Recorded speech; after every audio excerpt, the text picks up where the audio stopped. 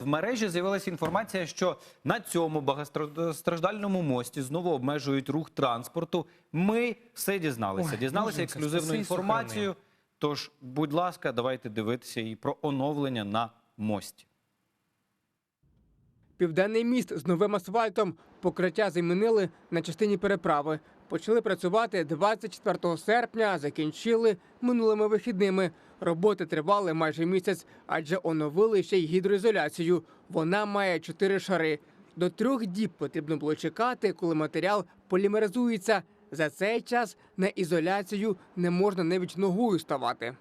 Ми виконали ремонт в першій, другій полосі металевої прогонової будови з напрямку руху з лівого берега на правий. Загальна площа цієї ділянки – 2880 квадратних метрів.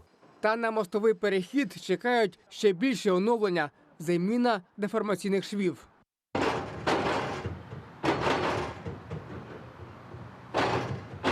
Так звучить старий деформаційний шов. Машини аж підскакують, коли приїжджають, а на мосту з'являються надмірні навантаження.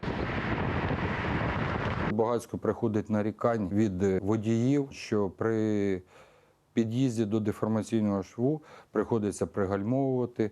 Є, як то кажуть в народі, стрибок автомобіля, і ці шви потрібно поміняти.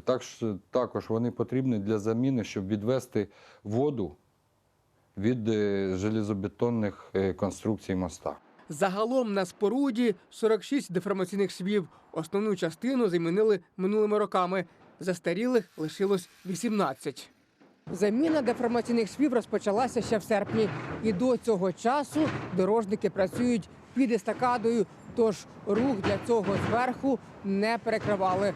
Однак уже у жовтні мостовики вийдуть на саму проїжджу частину і частково обмежать рух у напрямку лівого берега. 4-6 деформаційних швів розраховують замінити до грудня. Після цього рух естакадою планують відкрити попередньо до березня. Навесні оновлення таких елементів продовжиться. І протягом наступного року на заміну усім застарілим радянським швам прийдуть сучасні німецькі фірми «Маурер». Ремонт деформаційних швів – це дуже складний процес, тому що розбирається і дорожній одяг, розбирається старий бетон, влаштовується нова арматура, повністю вв'язується шов в тіло моста, де новий процес бетонування, новий процес поклейки гідроізоляції та влаштування дорожнього покриття.